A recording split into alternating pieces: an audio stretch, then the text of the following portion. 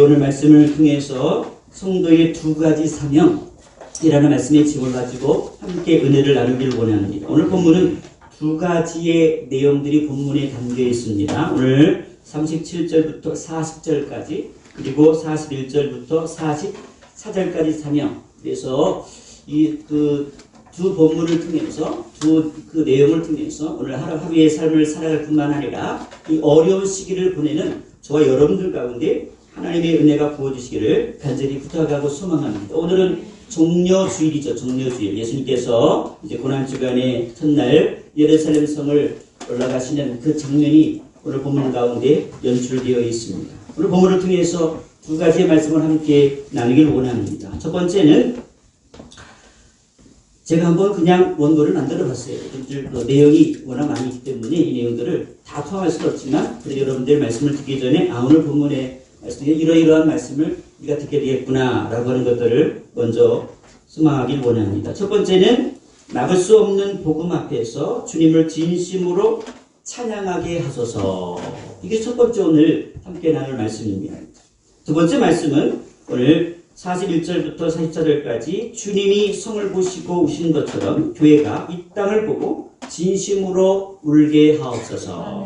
이게 오늘 두 가지 메시지 안에 다양한 내용들이 있는데 크게 큰 두 가지의 그림을 가지고 우리 함께 은혜를 나누길 원합니다. 시대마다 복음은 완전히 절단된 적이 한 번도 없습니다. 끊어진 적이 한 번도 없죠. 창세 이후로 복음은 여전히 강물처럼 계속하여 흘러가고 있습니다. 그래서 오늘 주님의 복음을 붙잡고 주님을 따라가는 하나님의 성도들 위해 하나님의 복이 계속하여 멈춰진 적이 한 번도 없습니다. 그런 은혜가 오늘 저와 여러분 가운데 부어지길 원합니다. 주님 앞에 나왔는데, 주님 앞에 달려나왔는데 각자마다 주님 앞에 나온 목적들이 다 다르죠. 이유가 다 다릅니다. 오늘 수없이 많은 군중들이 주님 앞에 나와서 호산나 호산나 찬송을 드렸는데 그들이 왜 주님 앞에 나왔는가 각자마다 목적은 다 다릅니다. 하지만 역사 가운데 그렇게 수없이 많은 무리들이 주님 앞에 나왔지만 진실로 끝까지 주님을 찬양하는 분들은 그리 많지 않았다는 사실을 우리는 기억해야 합니다. 나는 어떤 모습으로 이 시간 주님 앞에 나왔는가. 막을 수 없는 것. 봄이 지나가고 겨울이 지나가고 봄이 되어지면 우리를 힘들게 하는 몸의 반응들이 있습니다. 알레르기 반응이 있는 분들은 굉장히 힘들고 어렵습니다. 저도 몇 년 전만 해도 겨울에 새벽녘에 인도하면 그냥 콧물이 하도 많이 나와가지고 화장제를 잔뜩 싸놓고 그래서 코를 풀면서 설교를 한 적이 있는데 하나님께서 은혜 가운데 그런 알레르기 부분들을 치료해 주셔서 최근에는 그렇게 기침 콧물 나고 기침 증세들이 갑자기 추워지거나 더워지지 않는 이상은 잘 나타나지 않는데 참 감사하죠. 그렇죠? 그럴 때 주체 없는 그 콧물 눈물이 나올 때 참 막을 수 없습니다. 풀어도 나올 때 막을 수 없는 그런 일들. 그렇죠? 우리가 사달라고 떼쓴 아이들을 어떻게 막을 수 있겠습니까? 도저히 불가능하죠. 그래서 어떻게요? 방법은 하나 있습니다. 내버려두고 집에 가면 됩니다. 간단하죠. 그럼 그 아이는 다시는 때를 쓰지 않을 것입니다. 배고픔도 막을 수가 없습니다. 속에서 꼬르륵 소리가 나는데 어느 누가 막을 수가 있겠는가. 주먹만한 구멍이 생겨서 댐이 터졌을 때 그 댐을 막을 수 있는 인생은 세상에 아무도 없습니다. 하지만 이 역사 가운데 어떤 방법으로도 막을 수 없는 또 하나의 진실과 진리가 있는데 바로 복음, 예수 그리스도. 그분이 우리 가운데 살아 역사하는 것만큼 우리가 바꿀 수 없어요. 내 안에 생명이 계속해서 넘쳐나고 있는 이 현상들은 어느 누구도 막을 수 없다는 사실을 우리는 기억합니다. 이 역사가 오늘 우리가 증거하는 거죠. 저 중국이 공산화되었을 때도, 저 북한 땅이 완전히 공산화되었을 때도, 저 북한 땅에는 이제 성도들은 한 명도 없겠다. 저 중국 땅에는 한 명도 없겠다. 저 무슬림 땅이 이제 예수 사람들 다 죽여버리고 없앴으니까 더 이상 복음이 그 땅 가운데 흘러가지 않겠다라고 그렇게 우리는 다 생각을 했습니다. 그런데 세월이 흐르고 보니까 어떻게 해요? 복음은 막으면 막을수록 더 강력하게 그 힘과 능력이 역사되어지는 것들을 성경은 기록하고 있고 오늘 역사는 기록하고 있습니다. 저 북한의 탄압 속에서도 여전히 우리 믿음의 수십만의 성도들이 숨죽이면서 우리는 그래도 마스크라도 쓰고 예배드리죠. 하지만 그분들은요, 마스크를 넣고 어떻게 해요? 가만 20m, 30m 저 지하 땅 속에서 찬송할 수가 없고 입만 뻥긋뻥긋 벌리면서 찬송하면서 또 누구를 위해서 기도합니까? 저 여러분들 위해 기도해요. 남한교회를 위해서 기도하고 열방을 위해서 기도하고 이 땅에 하나님의 복음통일이 이루어지길 위하여 하나님 기도하고 있는 주의 성도들이 있다는 사실은 우리를 눈물겹게 합니다. 왜 그렇습니까? 복음이 우리 인생 가운데 들어가면 어떤 것으로도 막을 수 없습니다. 우리를 죽인다 할지라도 그 복음 앞에 달려갈 수밖에 없고 찬송할 수밖에 없는 것이 바로 오늘 우리 안에 있는 영적인 DNA가 어떻게 살아있다라고 하는 증거입니다. 막으면 막을수록 더 왕성하게 전파될 것입니다. 저는 믿습니다. 도리어 핍박이 한국교회를 정화시키는 방법이라는 사실을 기억합니다. 한국교회가 상당히 어려운 가운데 있습니다. 이 코로나 때문에 예배드리는 것도 많은 어려움이 있지만 이러한 어려움 속에서 한국교회를 어떻게 해요? 다시 한번 깨끗하게 정화시키는 시간이다. 그렇죠? 우리가 하나님 앞에 서는 시간이다. 우리가 말씀 앞에 서는 시간. 각자 오늘 우리가 늘 예배 가운데 마음껏 편해드렸던 시간 속에서 각자 우리 가정 속에서 내 자신이 하나님 앞에 서는 훈련을 받는 시간. 내가 정말 주님을 진실로 잘 따라가고 있는가를 점검하는 시간. 아멘. 그래서 오늘 어디에 머물러 있든 우리는 뭐예요? 은혜를 누릴 수 있습니다. 아멘. 영상 앞에 예배를 드리는 모든 성도들도 동일한 은혜가 부어지는 것을 우리는 경험하게 될 것입니다. 아멘. 이 시대가 교회가 힘들고 어려워지는 것을 볼 때마다 부정적으로 보지 않기를 소망합니다. 막을수록 복음을 더 강력히 만들어내는 힘, 그 힘이 오늘 저 여러분 가운데 넘쳐나고 있다는 사실을 기억합니다. 오늘 예루살렘을 보면서 놀라운 두 가지 사실을 경험하게 되어집니다. 많은 사람들이 예수님을 향해 막 때로 모여고 있는 현상들을 보게 되어집니다. 왜 저들이 예수님을 향하여 몰려올까? 무엇 때문에 예수님을 향하여 몰려올까? 누가복음 19장 37절은 정확하게 누가를 통해서 이렇게 그 상황들의 영적인 해석을 보여주고 있습니다. 이미 감람산 내리막길에 가까이 오시니 제자의 온 무리가 자기들이 본 바 모든 능한 일로 인하여 기뻐하며 큰 소리로 하나님을 찬양하였다. 아, 그렇구나. 이전에 어떤 사건이 있었구나라고 하는 것을 명시해주고 있죠. 이전에 어떤 사건을 통해서 많은 사람들이 눈으로 본 사람도 있고요, 소식을 들은 사람도 있습니다. 나사로가 살았다라고 하는 이 소식을 들었어요. 죽은 사람이 죽은 자를 살려내시는 주님. 여러분들 이 사건 하나만 가지고 돼요. 대박난 겁니다. 여러분들이 제가요, 누구 한 분 돌아가신 분 가가지고 그 관해가지고 예수 그리스도의 명하늘이 일어나요. 쫙! 그래가지고 한 명만 살려봐요. 그러면 우리 엑스북에 오지 말라고 해도 어떻게 해요? 예배당 위에 터져가지고 어떻게 해요? 뭐 코로나라고 뭐 상관없어요. 그냥 뭐 여기 300명이 500명이 막 서로 들어오려고 난리를 하는 것입니다. 뭐 그분들이 잘못됐다는 게 아닙니다. 그 소식을 듣고 주님 앞에 나온 분들이 문제가 있다 그런 것이 아닙니다. 하지만 주님을 온전히 복음 대신 주님을 만나지 않으면 그렇게 나올 수 있습니다. 기적 때문에 나올 수 있고요. 내가 병 고침을 받아 나올 수 있고요. 내가 어떤 뭐 특별한 경험이 있어서 주님 앞에 나올 수 있고 어떤 일이 잘 된다고 해서 나올 수도 있고 그런 많은 이유 때문에 주님 앞에 나올 수는 있습니다. 교회 앞에 나올 수는 있습니다. 그러나 중요한 것은 뭐예요? 그 이상의 발전은 없습니다. 내 안에 하나님께서 주시는 말로 다 할 수 없는 그런 기쁨과 감격과 은혜를 누릴 수는 없습니다. 그것은 내가 스스로 기뻐해야지, 감사해야지, 감격해야지, 고마워해야지 이렇게 해서 내가 결단하고 어떤 그렇게 뭐 고백하고 선포한다고 해서 내 마음 가운데 그런 것이 생기진 않습니다. 하나님이 우리에게 믿음을 주셔서 믿음도 선물로 주신 것처럼 그것도 무엇 선물 뭐예요? 그런 하나님 앞에 우리 안에 있는 영적인 반응들도 선물로 하나님께서 우리에게 부어주십니다. 내 안에 정말 주님을 믿기 시작하니까 내 안에 누가 설명할 수 있는 기쁨의 은혜가 부어집니다. 감사의 은혜가 부어집니다. 내 눈이 모든 세상을 바라보는 모든 관점들이 달라지기 시작합니다. 색안경을 끼고 봤던 모든 세상이 뭡니까? 색안경을 다 내려놓고 누구의 시각으로 세상을 바라보기 시작합니까? 예수 그리스도의 눈으로 세상을 바라보기 시작합니다. 미워했던 저 인간이라고 하면 저 인생이라 하죠. 인간들. 우리가 저 인간아 할 때 어떻게 해요? 여러분들에게 저 인간아. 그래서 우리 기분 좋아요? 기분 나빠요? 기분 나쁘게 없죠. 우리 인간이잖아요. 맞잖아요. 그렇죠? 근데 우리는 그 인간아. 그 소리 들으면 그냥 기분이 나빠요. 그렇죠? 그 뉘앙스는 어떻게 해요? 아, 저놈 누가 안 잡아가나? 그런 마음을 가지고 부를 때 있잖아요. 그런 반응을 상대가 보였을 때 우리 안에 나오는 반응 어떻게 해요? 동일하게 뭐예요? 나도 인간이냐? 너도 인간이냐? 그런 반응들이 우리에게 동일한 반응이 일어나요. 하지만 주님의 그 은혜가 우리 가운데 콕 부어지기 시작하면 어떻게 해요? 상대방이 나를 향해 그렇게 말을 할지라도 어떻게 해요? 내 안에 계신 성령님이 기뻐하지 않으니까 뭐예요? 저는 기뻐하는 반응을 보입니다. 그럼에도 불구하고 나는 당신을 사랑하기로 결정하였습니다. 다행히 당신을 축복하기로 결정하였습니다. 여기 속시 많은 사람들, 6월절 때문에 얼마나 많은 사람들이 절기 때문에도 모였지만 예수님이 오신다는 이 소식을 듣고 속시 많은 사람들이 몰려들기 시작합니다. 요한복음 12장 17절 이하의 말씀을 보니까 나사로를 무덤에서 불러내어 죽은 자 가운데서 살리실 때에 함께 있던 무리가 증언하였다. 이 무리가 예수를 맞음은 이 표적 행하심을 들었음이로라. 요한복음 말씀 가운데 많은 사람들이 표적 행한 것을 보았고 들은 것으로 인하여 누구를 향하여 쫓아왔다 달려왔다? 예수 그도 앞에 달려오기 시작했다.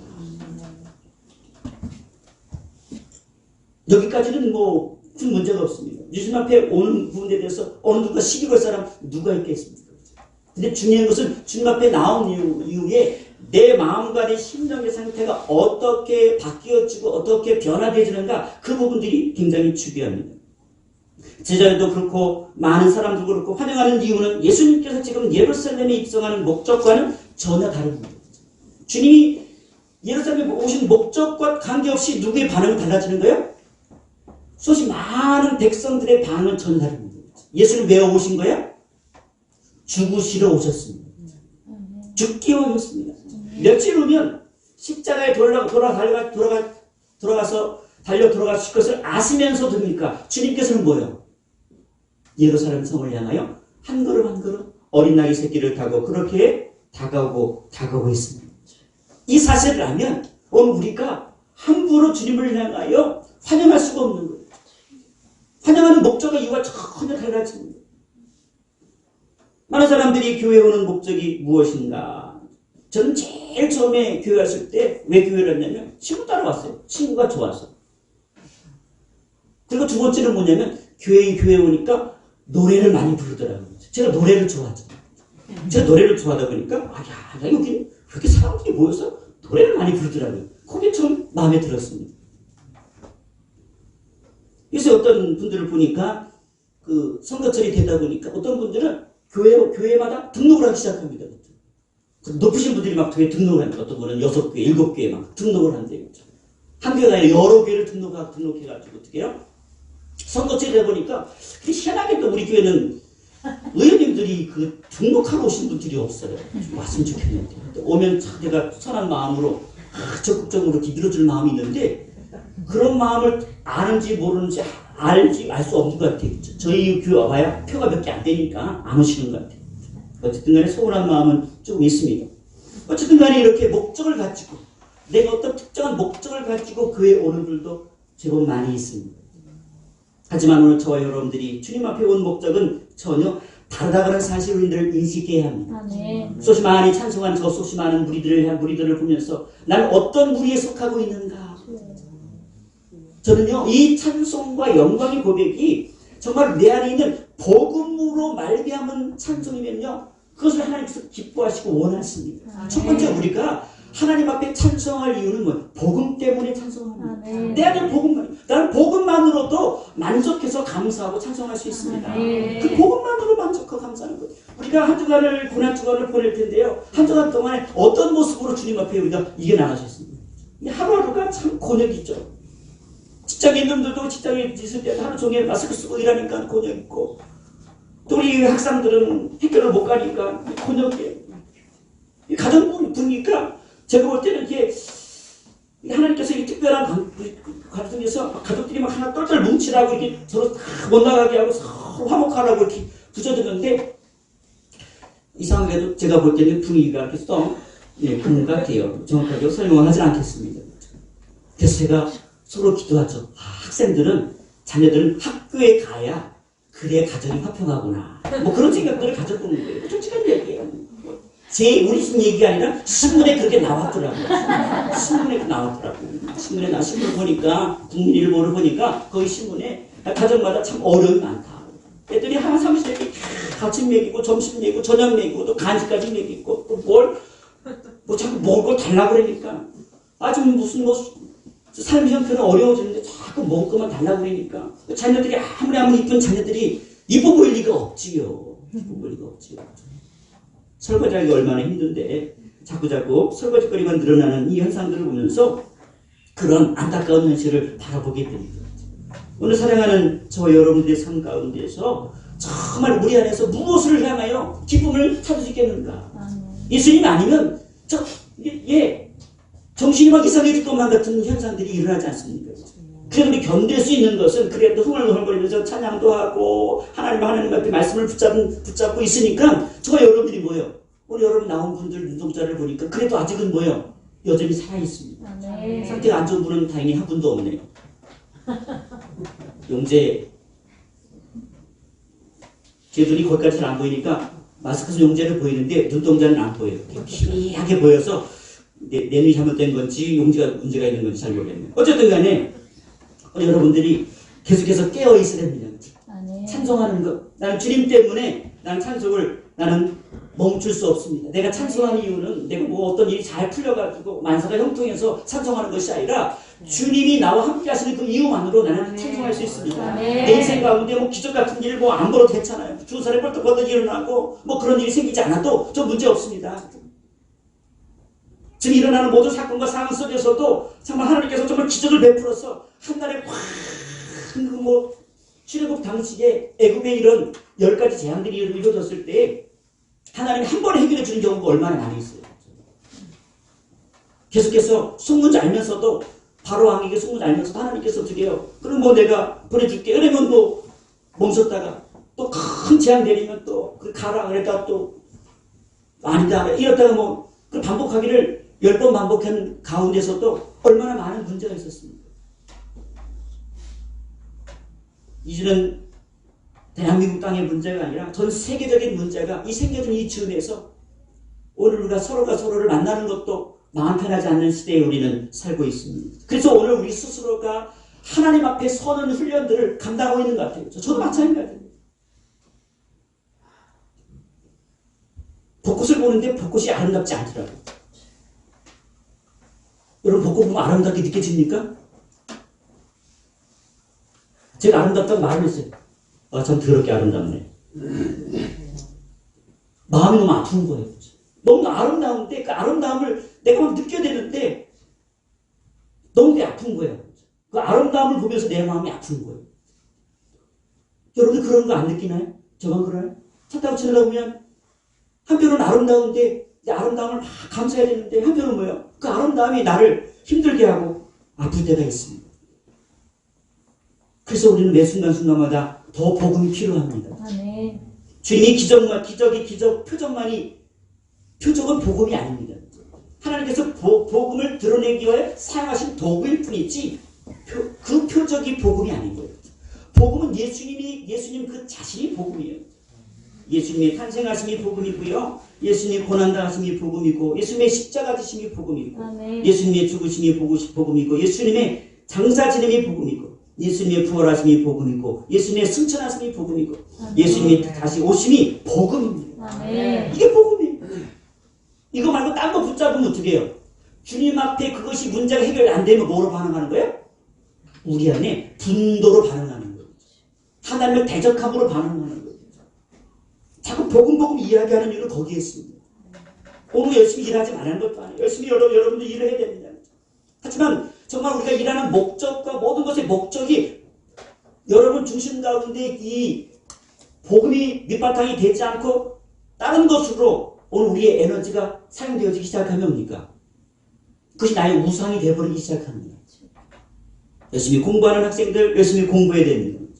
하지만 공부하는 목적을 분명히 알아야 그것이 오늘 우리 인생을 행복하게 만듭니다. 저와 여러분들이 한 주간을 살아가는 동안에도 하나님 나는 어디 앞에 서 있습니까? 저 군중 속에 있는 나입니까?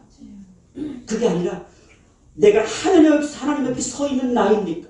복음 앞에 서 있는 나입니까? 그것에는 분명한 검증들이 매 순간순간마다 이루어져야 할 것입니다.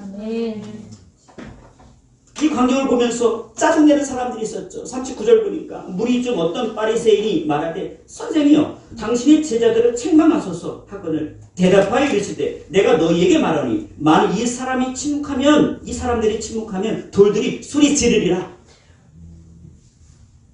이거 국어 못하시는 분들은 도대체 무엇 얘기하는 건가. 바리새인들한테 당신 제자들 좀 그만 좀 환호성 치르게 하고 좀 샷다 마우스 조용히 좀 시키십시오. 이렇게 얘기하니까 예수님께서 뭐라고 얘기해요? 돌 얘기. 예수님 돌을 좋아하시는 것 같아요. 이 사람들이 침묵하면 돌들이 소리 지르리라. 무슨 말이에요? 저들이 지금 환호성하는 것을 막을 수 없다는 겁니다. 더 깊이 더 자세히 이야기하면 내 안에 복음이 들어가기 시작하면 진짜 참 복음을 만나면요. 막을 수 막을 수가 없게 되어지는 거예요. 복음의 열매는 어느 누구도 막을 수가 없습니다. 내 안에 복음이 들어와 찬송하고 싶으면 누가 말려요? 내가 복음이 들어와서 하나님 앞에 영광으로 예배자리 나가고 싶은데 누가 말입니까? 현장 가운데 오지 못했을지라도 이 함께 방송을 통해 예배드리는 모든 성도도 동일한 마음입니다. 내가 하나님 앞에 서 있습니다. 내 마음은 여기 와 있습니다. 그 안타까운 마음으로 주님 앞에 그 자리에서 그 강력하게 하나님의 임재를 경험하는 그 현장도 뭐예요? 예배 현장입니다.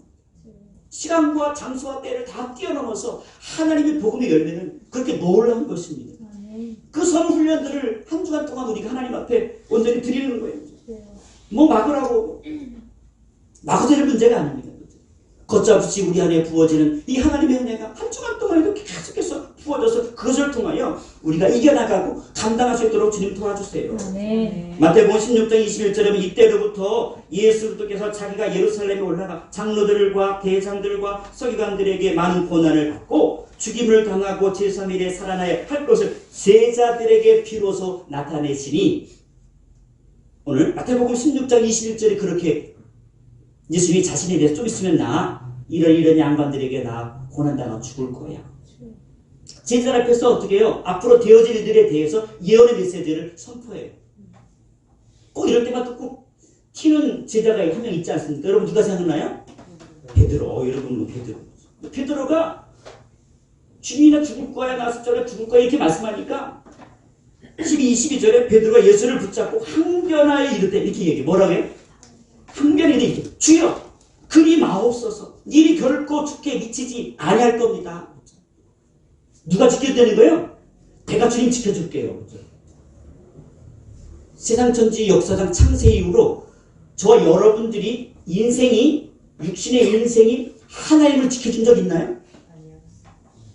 지금까지 아담 이후로 지금까지 살면서 역사를 가만히 연구를 한번 다 해보면 신을 피조물 인간이 보호해주고 주님 내가 지켜줄게요. 내가 보호해줄게요. 내가 옆에 있으면 주님도 마음이 편안하시죠? 뭐 그런 적 있나요? 베드로가요. 세상 천지 하지 말아야 될 말을 했어요. 그러니까 예수님께서 뭐라고 이야기했어요? 나를 생각하고 너밖에 없다. 이렇게 말하지 않고 굉장히 무시무시한 말을 했어요. 사탄아 내 뒤로 물러가라. 너는 나를 넘어지게 하는 자다. 사탄아 이놈아. 넌 사탄이야. 오늘 우리가 사탄의 때가 있어요. 마치 우리가 하나님 앞에 아령을 베풀듯이 그럴 때가 얼마나 많은지 몰라요. 내가 주님 잘 모셔드릴게요. 주님을 잘 찬송해 드릴게요. 이쁘게 한번 잘 멋지게 한번 주님 올려드릴게요. 하나님은요. 하나님께서 원하시는 제단은 어떤 제단이에요? 다듬지 않은 제단을 우리 앞에 드리길 원하십니다. 다듬지 않은 제단 그냥 그대로 드리길 원하죠. 약간 이쁘게 잘 다듬어가지고 잘 만들고 벽돌을 잘 구워가지고 이쁘게 만들어가지고 거기서 멋지게 제사를 드리면 하나님께서 원하실 줄 알죠? 결코 그걸 원하지 않습니다. 주님 그런 제사를 원하지 않아요. 우리 자신 그대로를 주님 원하십니다. 그대로를 원하십니다. 그냥 이런 이상한 말을 우리가 할 때가 참 많이 있습니다. 너는 나를 넘어지게 하는 자로다. 그리고 얘가 하나님의 일을 생각하지 않을 도리어 사람의 일을 생각하는도다. 너는 지금 사람의 일을 생각하고 있어. 베드로는 깜짝 놀란 거예요. 난 주님을 위해서 그렇게 말을 하고 고백했지. 베드로 우리 여러분 아시잖아요. 베드로는 굉장히 단순하시잖아요. 그렇게 머리 복잡하게 굴리는 분이 아니에요. 되게 순수하신 분이에요. 그런데 그 순수하신 분이 얘기한 것을 그렇게 막 망치뼈를 줄 정도로 막 사탄이라고 얘기할 정도면 어떻게 해요? 이것이 주님을 몰라도 너무너무 모르는 고백이라는 사실을 이야기하는 거지. 우리가 주님을 위한다고 하면서도 얼마나 사람의 말을 많이 하는지 몰라요. 사람의 판단하는지 몰라요. 우리 한 주간 동안도 우리가 뭐 주님을 위하듯이 그런 표현을 삼가해 주시기를 소망합니다. 주님이 원하시는 건 뭐냐면 주님께서 말씀하실 때 그 말씀하신 것을 뭐예요? 그대로 아멘. 아멘. 주님 말씀하시면 주님 돌아가십니까? 주님께서 십자가 나를 위해서 죽으십니까? 아멘.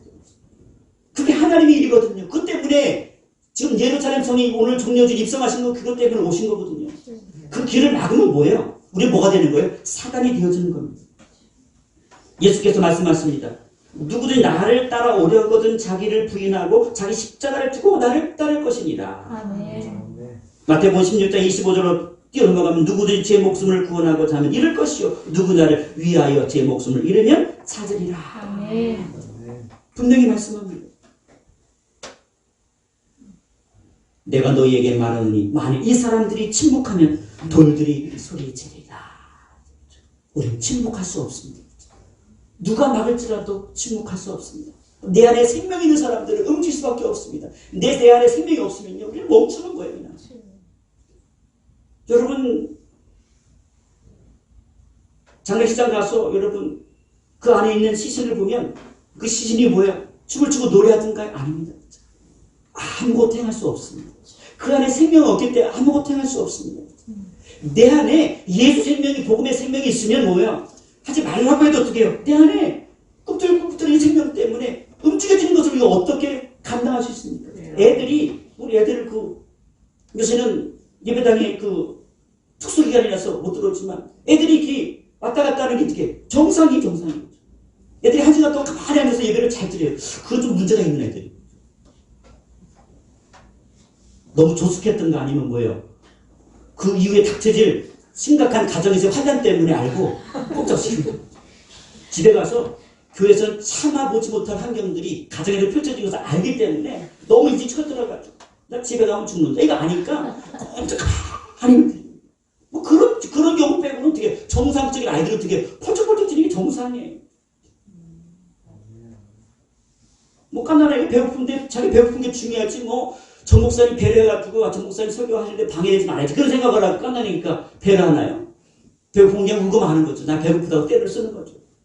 그게 그들의 정상인 모습입니다. 왜 그래? 살아있으니까 정상적인 반응인 거예요. 내 안이 영적으로 살아있으면 정상적인 반응이 일어날 수밖에 없는 거예요. 정치로 정치인 세력으로 그런 국가적인 권력으로 어떤 방법을 동원해서 법이라는 방법을 다 동원한다 할지라도 우리 안에 있는 생명을 막을 수 없는 거예요. 저 북한 땅에 우리 믿음의 성도들을 누가 막겠습니까? 아무도 못 막습니다. 내 안에 찬양이 나오는데 누가 막겠습니까? 로마서 15장 10절이 하나님 이렇게 말합니다. 또 이르되 열방들아 주의 백성과 함께 즐거워하라.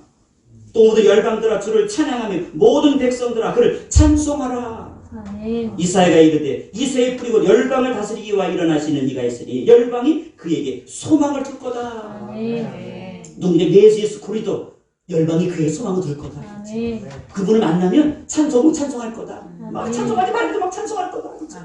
죽는 그 순간에도 막 찬송의 그 은혜가 부어질 거다라고 주님 말씀하시는 거예요. 로마서 사도 바울을 통해서 이 복음의 능력, 내 안에 복음이 있으니 한 주간 동안도 내가 복음의 삶을 내가 그냥 내 안에 감추지 않고 드러내는 한 주간이 될 수 있도록 축복해 주옵소서. 이것이 나의 사명입니다. 그리고 나서 새로운 장면이 바뀌면서 두 번째는 뭐예요? 예수님께서 우시는 장면이 등장합니다. 예수님께서 우시는 장면. 오늘 41절 가까이 오사 성을 보시고 우셨다. 오늘 예수님은 성을 보고 오셨지만 저와 여러분들은요 우리 자신을 보고 울기를 원합니다. 첫 번째로 자신을 보고 우셔야 됩니다. 두 번째는 뭐예요? 이 공동체를 보고 우시기를 원합니다. 이 민족을 보시고 울기를 원합니다. 그리고 어떻게 해요? 열방을 보고 울길 원합니다. 울을 때였습니다. 눈물 펑펑 흘리면서 울지 않을지라도 그냥 가슴에서 그 울음이 터져나온 경험하지 않습니까? 소식을 들으면 수많은 백성들이 죽었다는 소식을 들으면요 가슴이 먹먹합니다. 여러분 죽었다는 소식을 듣고 가슴이 신나는 사람은 정신병자 아니고서는 정상인 사람인데 왜 가슴이 답답하지 않겠습니까? 그 남의 일 같지 않잖아요 사실은. 멀리 일이 아니라 우리 이웃의 일입니다. 지금은 뭐 저 미국인이 뭐 저쪽 외국도 먼 나라가 아닌 거예요. 비행기 타고 다른 다 가잖아요. 비행기 타고 세계 어딘지 못 갈 나라가 어디 있습니까? 일일 생활권이. 옛날에 경부고속도로 다 뚫렸을 때 얼마나 신났는지 전 기억도 안 나는데 어르신들이 그러더라고요. 일일의 생활권이 됐습니다. 서울에서 부산까지 하루의 생활권이 터졌습니다. 온 나라가 떠들썩하게 신났습니다. 그런 것이 엊그제 같은데 이제는 뭐예요? 조그마한 땅덩어리 일일 생활권이 아니라 온 세계 일일 생활권. 그것 때문에 심각한 문제가 또 여기 생기는 거예요. 왕래가 급속도로 막 빨라지기 시작하면서 뭐예요? 이런 문제가 감당이 안 되는 거예요. 구약성경에서 이런 부분들을 말하잖아요. 급속도로 뭐가 빨라지거든. 사람이 막 빨리 나가는 거다. 아침은 대접해서 먹고, 점심은 일본에서 먹고, 저녁은 저쪽에서 먹고. 몇 나라를 하루 동안에 돌아다니면서 상상도 못하는 일들이 우리가 지금 경험하시고 있죠. 모든 것이 빨라지고. 그 빨라진 삶 속에서 뭐예요? 우리의 마음도 점점 급해지기 시작하는 거예요. 하나님께서 이 사태를 통해서 오늘 우리가 이제는 뭐예요? 멈춰라. 너의 삶을 이제 멈추고 바라보아라라고 주님께서 말씀하시는 음성을 듣게 되었습니다. 빠를수록 여러분들이 모든 것이 빨리 이런 시대에 오늘 성도와 교회는 한 주간 동안에 고난 주간을 묵상하시면서 여러분들이 멈추는 시간도 멈추고 모두 다 멈추어서 주변을 돌아보시길 원합니다. 한 주간 동안 나를 돌아보는 시간, 내 안에 지금 울고 있는 나를 보고 나도 같이 우는 시간, 위로해주는 시간. 참 고생 많았다. 병기라 참 고생 많았다. 53년 동안 버티고 사는 자가 참 고생 많았다. 여러분 자신을 돌보고 여러분 자신을 위로하는 시간, 울면서 위로하는 거죠. 거기서 치유의 역사가 일어나기 시작합니다. 우리 가정을 보고 이민족을 보고 가장 안전한 나라라고 한 저 USA 가장 위험한 나라가 되었습니다. 지금 미국가라 그러면 어떻게 해요? 내 10억 줄 때니까 미국가라 그러면 어떻게 해요? 돈 맞을 때예요 지금. 옛날 같으면 10억 주고 미국가라면 막 신나서 갔을 때인데 여러분을 내가 10억 줄 테니까 미국 가세요 그러면 어떻게 해요? 생명의 위협을 느낄 때가 지금입니다. 세상에 안전한 곳이 아무것도 없습니다. 이렇게 모든 것이 빨리 왕래하는 이때에, 마지막 때 빨리 왕래하는 이때에 우리는 뭡니까? 교회는 어떻게 해요? 거기 휩쓸려 빨리 왕래하는 것이 아니라 멈추어서 하나님 더 집중하고, 그리고 뭡니까? 그 집중하면서 주님의 마음과 주님이 왜 울고 있지? 그죠? 아니까 우는 거예요. 의사들은 뭐예요? 환자를 보고 정확히 알아요.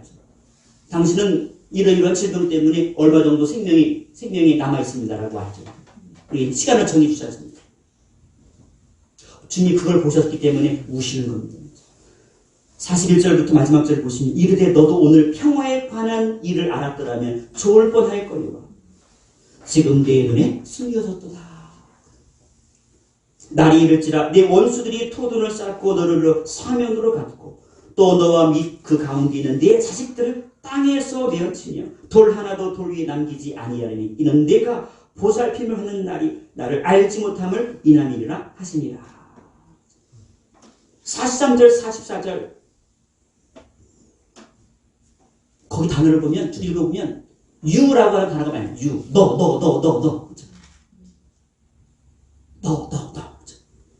여러분 한 사람 한 사람 모든 사람을 다 포함합니다. 이 재앙은 예루살렘에 부어질 이 재앙은 어떤 한 사람도 예의도 없이 다 해당된다는 표현입니다. 어느도 누구 예의를 썼어요. 마지막 주님의 대재앙이 오면요 거기에는 뭐예요? 한 사람도 예의를 할 수가 없어요. 누구만 예의되는 거예요? 오직 복음 안에 있는 사람만 예입니다. 마지막 주님이 오시면요, 이걸 걷잡을 수 없는 겁니다. 마지막 대재앙이 오면요, 이것을 누가 막을 수 있겠습니까? 아무도 못 막아요. 그래서 복음만이 소망인 거예요. 내 안에 복음이 있다라고 하는 것은 엄청난 축복이고 은혜입니다. 아멘. 사람들은 평화를 이야기합니다. 그렇죠? 봐라, 32, 42절 보면 너도 오늘 평화에 관한 일을 알았더라면 좋을 뻔하였거니와. 굉장히 아주 강한 뉘앙스가 있는 표현을 씁니다. 그렇죠? 여러분, 우리가 세상을 살아가면서 정말 평화의 조건이 무엇입니까? 나라마다 평화를 위해서 뭐를 만들어요? 참 이상한 거예요. 평화를 위해서는 어떻게 해요? 무기를 안 만들어야 평화를 위한 거 아니에요? 근데 우리 목적은요, 무기를 많이 만들어야 평화를 지키는 해서 내년마다 늘리고 왜 국방비가 늘어나고 따라 마찬가지. 매년마다 해방 이후로 매년마다 가장 많이 오른 게 뭐예요? 국방비입니다. 강력한 무기를 만들기 위해서 계속해서 또 재정을. 야, 저 돈 미사일 한 대 값이면 여기 있는 모든 분들 평생을 살아도요, 평생 동안 돈 걱정 안 해도 돼요. 여러분, 미사일 하나가 얼마인지 아시죠? 비싼 미사일. 가장 싼 미사일이 몇 억이에요. 이렇게 얇은 거 있잖아요. 팔뚝만한 거. 평 하나 쏘면 몇 억, 거기 몇 억. 근데 우리가 말하는 미사일은요, 그냥 몇십억이 아니에요. 몇백억이 몇백억. 미사일 한 몇백억이. 어떤 막 천억대는 것도 있어요. 미사일 하나가. 세상에 사람 죽이려고 천억을 막 써버리는 거예요. 목적은 뭐예요? 평화의 조건. 평화의 조건이 있는 거예요. 평화를 위해서 더 많은 무기가 필요하다는 거예요. 평화를 위해 더 많은 것을 하야 되는 거예요. 모든 것을 평화의 이름으로. 다 모든 것을 평화.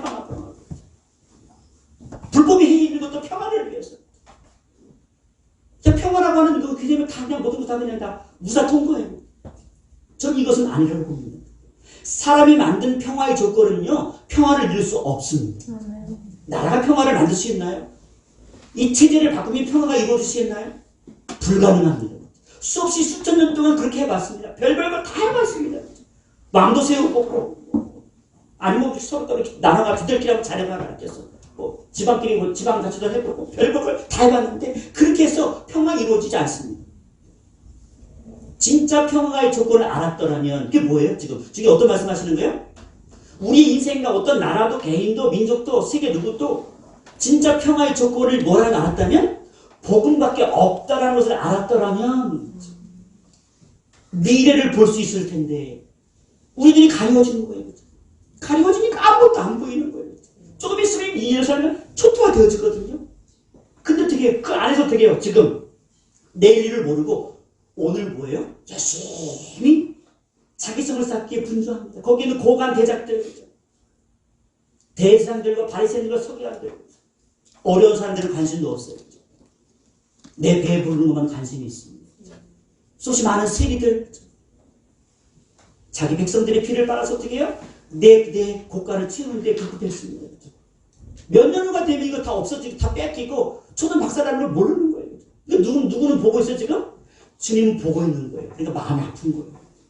우리 이 시대에 세상 사람들을 향하여 미래를 몰라요. 많이 뭘 알아요. 하지만 유일하게 미래를 볼 수 있는 눈을 누구에게 주셨습니까? 교회에게 주셨어요. 왜냐면 교회는 예언의 말씀이니까. 성경은 전부 다 예언의 말씀이에요. 미래에 대해서 다 예언해 주셨잖아요. 어떤 일이 일어날 거다. 그래서 우리는 그 말씀을 붙잡고 어떻게 해요? 아는 거예요. 이런 현상이 나타나면 앞으로 어떤 일이 일어날 것이 보여지는 거예요. 나라가 이렇게 나가면 앞으로 이렇게 망할 거다라는 게 보이는 거예요. 그러니까 어떻게 해요? 망할 걸 보는데 어떻게 해요? 박수가 나옵니까? 웃음이 나옵니까? 안 되는 거예요. 이 복음 때문에 한편으로는 기뻐하고 막 찬송하지만 또 민족 현실을 바라보면 어떤 게 뭐밖에 안 보이는 거예요. 가슴을 치고 울음밖에 안 나오는 거예요. 좀 있으면 사람을 세운다고 하는데 모르겠어요 지금 누가 나오는지도 모르겠어요. 깜깜하고 가슴이 답답할 뿐입니다. 선한 인생이 누가 있겠습니까? 예수 안에서밖에 평화의 조건을 찾을 수 없다고 말하는 주님은 평화의 조건은 예수 없어. 우리 안에 예수 생명이 들어가자면 세상에 어떤 조건도 평화를 완성할 수 없어. 다 망하는 거야. 사람이 만든 조건들은 다 망하게 하는 거야. 인권 이야기하고 뭐 이야기하는데 다 망하는 거 아닙니까? 사람 망해가는 건 아닙니까? 우리는 무작정 뭐예요? 하나님 우선주의입니다.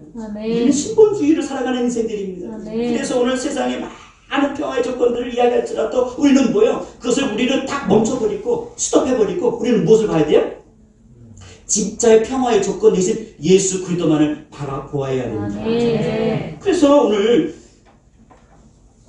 호세아서 14장 1절 말씀 가운데를 보면 이스라엘아 내 하나님 여호와께로 돌아와라.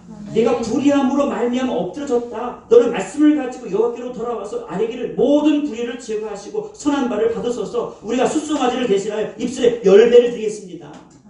껍데기만 드리지 않고 진짜 입술에 열매를 드리겠습니다. 진짜 신앙 고백을 하나님 앞에 드리겠습니다. 우리가 아수리의 구원을 의지하지 않고 말을 타지 않고 다시는 우리의 손으로 만든 것을 향해 너는 우리의 신앙하지 않겠습니다. 지금까지 계속 이스라엘이 왜 망한 거예요? 이웃 나라, 나보다 힘센 나라 의지했다가 망한 거 아닙니까? 그 나라 다 먹혔잖아요, 지금. 아수르 의지할 때 아수르한테 망하고, 바벨론 의지할 때 바벨론한테 쫄딱 망하고.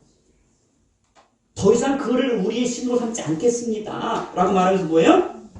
이는 그와 주로 말미암아 국률을 얻음이니이다. 오직 주님만 의지함이 나의 생명입니다. 그래야 오늘 우리 안에 그 주님의 심장이 우리 안에 들어와서 그 눈을 가지고 오늘 이 세대를 바라볼 수 있습니다. 영적으로 어떻게 흘러가고 있는 것들을 바라볼 수 있습니다. 오늘 저와 여러분들이 그 눈을 회복하시기를 원합니다. 주님의 심장을 다시 빼앗겼던 심장을 찾기를 원합니다. 어떻게 해서요? 빨리빨리 해서 왜? 슬로우로. 슬로우에서 어떻게 스톱. 멈춰서서. 한 주간 동안 여러분들이 이왕 멈춘 거 내 마음이 팍 복잡한 잡생각으로 여러분들 내 머리를 부리지 마시고 이제는 뭐예요? 내 두뇌도 멈추게 하셔서 이제는 뭐예요? 눈만 움직이길 원합니다. 눈만.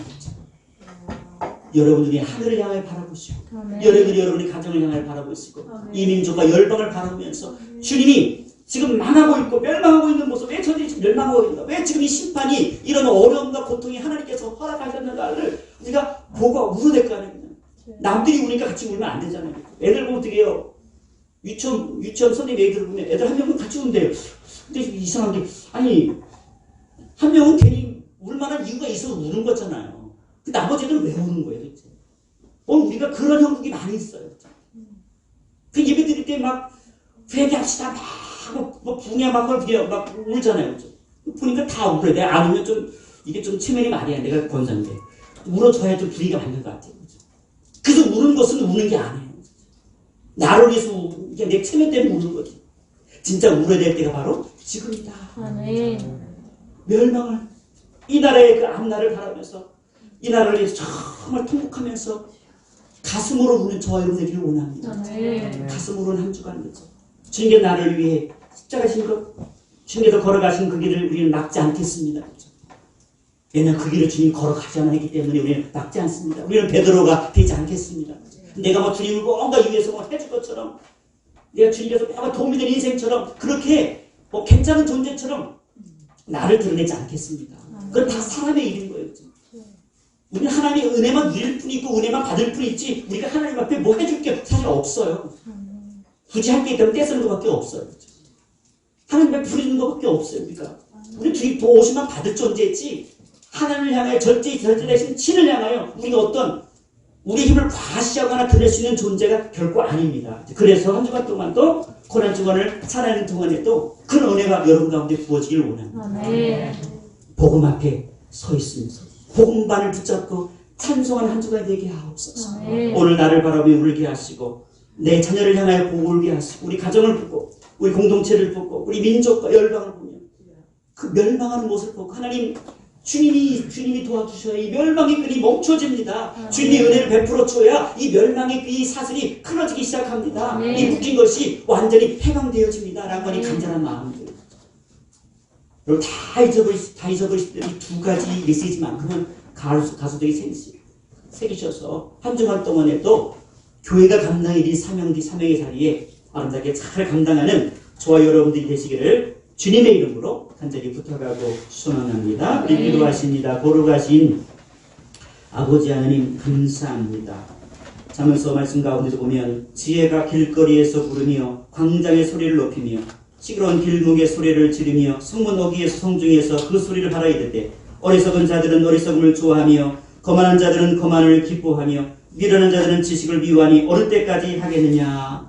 말씀하신 것처럼 우리가 하나님의 음성을 듣는 복된 자리로 나오시도록 인도하시니 감사합니다. 오늘 현장 예배 드리며 또 하나님의 또한 영상으로 예배드리는 모든 성도들의 마음 가운데